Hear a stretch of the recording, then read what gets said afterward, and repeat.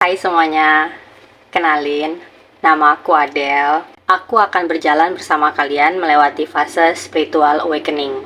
Kalian gak sendiri, kalian gak gila, dan kalian gak halu. Kalian cuman berbeda, dan kalian sedang dipanggil. Aku yakin, pasti banyak banget di antara kalian ya. Aku yakin ini gak sedikit. Pasti banyak banget di antara kalian yang sedang mencari tahu gue kenapa sih? Apa yang salah sama diri gue? Apa yang salah sama cara berpikir gue? Pasti banyak di antara kalian yang ngalamin itu. Mungkin ada yang saat ini lagi gelisah tanpa sebab, ngerasa kayak tiba-tiba gemeteran, atau tiba-tiba ngerasa yang kayak pusing berpindah-pindah, atau kalian ngerasa kayak, kok gue capek terus ya rasanya? Terus kalian tiba-tiba ngerasa hidup kalian hampa, hidup kalian kosong, hidup kalian tuh kayak udah hambar, udah nggak ada artinya lagi. Dan kalian tuh nggak tahu kenapa kalian ngerasain itu. Tiba-tiba aja muncul. Tiba-tiba kayak ada dalam diri kalian tuh yang kayak bergejolak. Yang kayak bilang, gue udah nggak bisa nih. Gue udah nggak bisa nih kayak gini. Gue udah nggak bisa di tempat ini. Gue udah nggak bisa dengan diri gue yang kayak gini. Kalau sampai kalian yang agak udah menjurus ke agak parah nih, kalian bisa kayak menarik diri dari sosial. Kalian cut semua kehidupan sosial kalian. Kalian tutup sosmed kalian. Kalian blok semua orang. Kalian benar-benar kayak berada di dalam gua kalian. Kalian tidak bersosialisasi. Kalian benar-benar kayak menarik diri. Nggak mau ngumpul-ngumpul lagi, nggak mau berinteraksi lagi. Kalian jadi tipe yang kayak kesannya antisosial. Kalian ngerasa kayak semua orang nggak ngerti kalian. Gue kayaknya nggak cocok deh sama orang-orang. Kayaknya ada yang salah deh sama gue. Gue kayaknya nggak fit in deh ke semua orang. Dan ketika kalian udah menarik diri dari sosial, kalian akan bilang kayak, gue insecure lah, gue inilah, gue itulah. Kalian pasti akan nyalahin diri kalian sendiri. Kayaknya gue deh yang gak cocok sama si ini. Kayaknya gue deh yang gak fit in sama si ini. Padahal bukan itu permasalahannya. Buat sebagian orang, kalau mereka bisa sampai ke tingkat yang paling ekstrim, mereka bisa menyerah sama hidup mereka. Mereka kayak ngerasa, ini kenapa ya? Gue kayak ngerasa ada yang aneh sama diri gue. Gue kayak dikasih cobaan hidup tuh banyak banget. Dari mulai ini, mulai itu, kayak tiba-tiba hidup gue berubah gitu, 180 derajat. Awalnya hidup gue baik-baik aja, tapi kayak tiba-tiba berubah. Gue gak sanggup kayak gini, gue gak bisa kayak gini gitu. Mereka mau nyerah sama hidup mereka. Tapi anehnya, mereka gak berani ngelakuin itu. Mereka gak berani untuk menyerah pada hidup mereka. Mereka gak berani untuk pulang duluan. Dalam artian pulang duluan tuh mereka gak berani. Karena apa? Karena jiwanya tahu kalau misinya bukan itu. Misinya bukan cuman berhenti di tengah jalan dan pulang duluan, itu bukan. Misinya itu besar.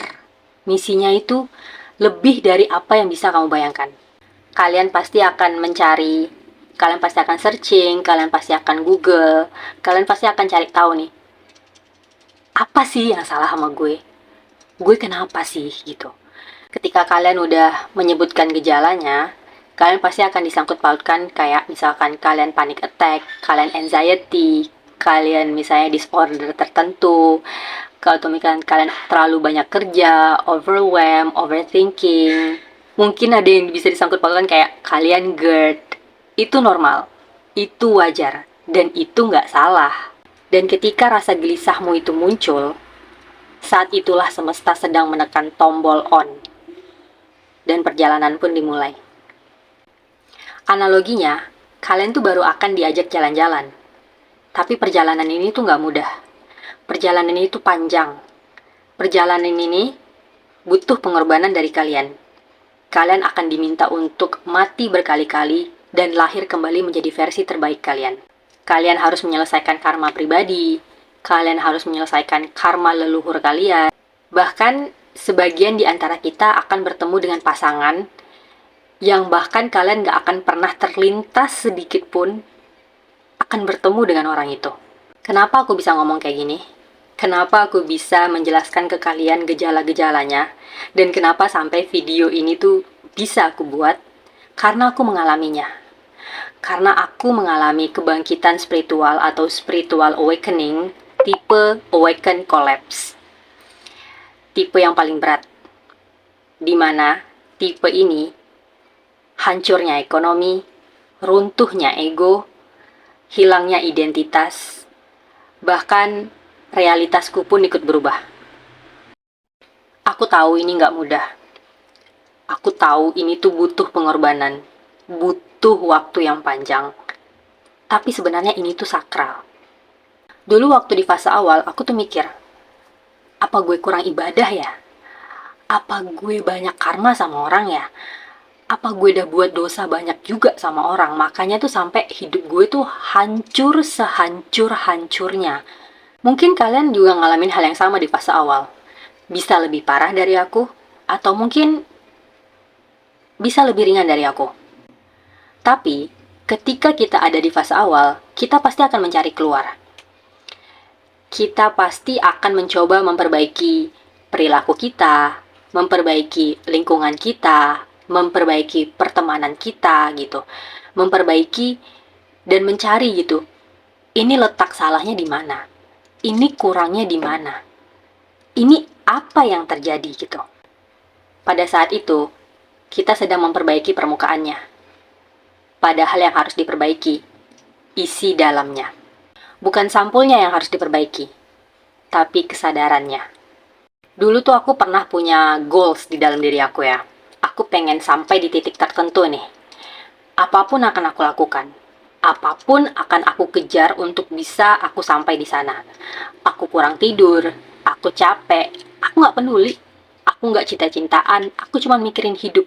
Aku cuma mau dapat uang.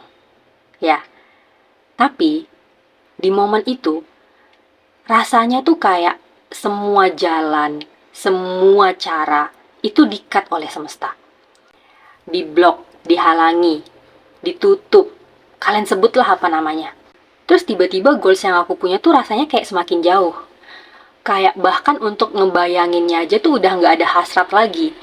Untuk memikirkannya aja, untuk bisa aku melangkah sampai ke sana, itu tuh udah nggak ada semangatnya lagi. Kayak bener-bener hilang rasa. Tiba-tiba kayak bener-bener aku nggak tahu harus ngapain. Aku udah coba manifesting, aku coba scripting, aku coba journaling. Hasilnya apa? Nihil. Aku lakuin semua itu. Setiap hari. Aku tulis apa goals aku tulis apa yang aku mau. Gak ada yang kejadian. Satu pun. Aku seorang muslim. Aku coba jalur langit, ya kan? Sebutinlah apa jalur langit gitu. Udah aku lakuin. Satu pun gak ada.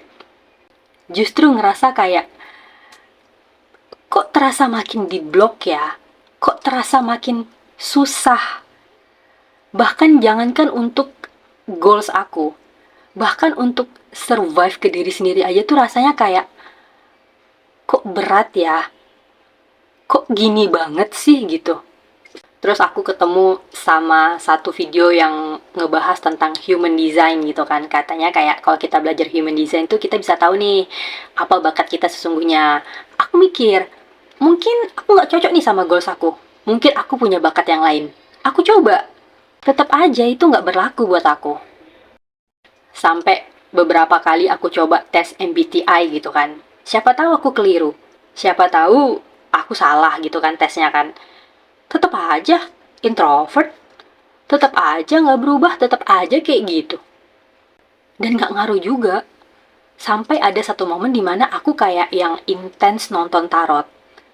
Cuman buat ngasih semangat ke diri aku. Cuman buat ngasih harapan ke diri aku.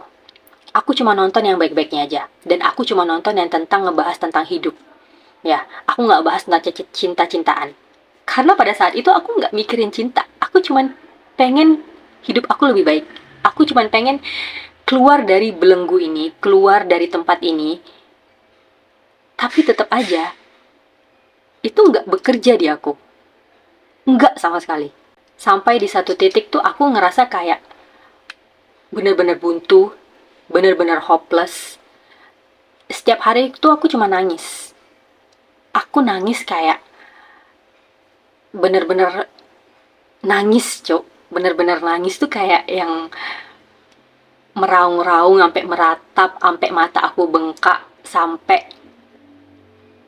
aku kayak yang nyuci piring aja nangis, nyapu nangis, ngepel nangis, jalan di tempat umum aku nangis gitu. Karena kayak sesak banget gitu loh. Kayak di satu momen aku kayak bertanya gitu, ya Allah, ini apa sih yang salah gitu? Ini apa sih yang sedang terjadi sama diri aku gitu? Kenapa? Aku ngebayangin aja nangis. Kenapa kayak semua aku lakuin gitu? Kenapa orang gampang banget manifesting, orang gampang banget scripting, orang jalur langit tuh bisa, kenapa aku enggak gitu? Kenapa aku ngerasa kayak, kenapa ini nggak bisa gitu? Padahal tujuan aku tuh, aku nggak pengen kok jadi orang kaya, aku cuman pengen hidup aku berkecukupan udah gitu doang. Goals aku tuh juga nggak yang mewah-mewah banget gitu loh. Tapi kenapa rasanya kayak susah banget gitu? Kenapa rasanya kayak di blok? Kenapa rasanya kayak aku nggak bisa, aku nggak layak gitu? Kenapa rasanya kayak gitu gitu? Setelah itu kalian pikir aku ketemu jawabannya? Enggak, aku tetap nggak dapet jawabannya. Aku tetap nggak dapet cara jalan keluarnya, itu aku nggak dapet. Sampai di titik aku ngerasa kosong, bener-bener kosong, bener-bener kayak udahlah gitu, udahlah mau terjadi terjadilah. Aku bener kayak yang, aku bener-bener kayak nggak sholat, nggak manifesting, nggak scripting, nggak ngapa-ngapain, Cuk. Aku kayak badan tanpa nyawa. Kayak, udahlah Allah, nyerah aja.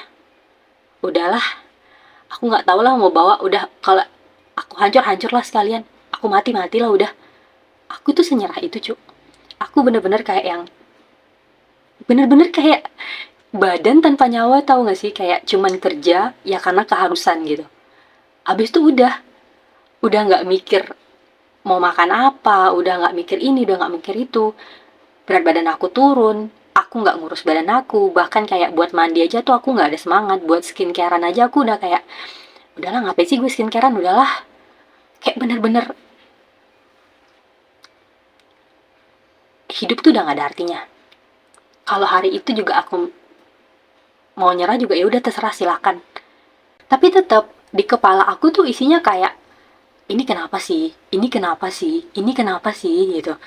Terus di satu momen aku pernah yang kayak, ya Allah, tolonglah, tolonglah, kenapa sih ya Allah, tolonglah gitu.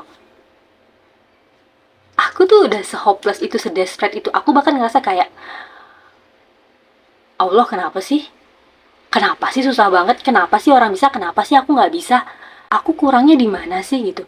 Aku kurang effort apa sih gitu? Ya, aku udah ngomong itu. Kalau ibarat kata kayak aku berdebat sama Tuhan tuh, iya udah. Aku udah di fase itu. Aku udah di fase kayak, aku boleh marah nggak sih? Nah, aku boleh bertanya nggak sih ada apa sebenarnya? Aku boleh tahu nggak sih? Aku udah di fase itu. Di sini momen penting dimana kita itu udah surrender sama diri kita sendiri, udah surrender sama lingkungan, udah surrender sama apapun yang terjadi. Apa yang mau terjadi, terjadilah. Udahlah, nyerah aja. Udahlah, nggak sanggup lagi. Tapi di sini titik krusialnya.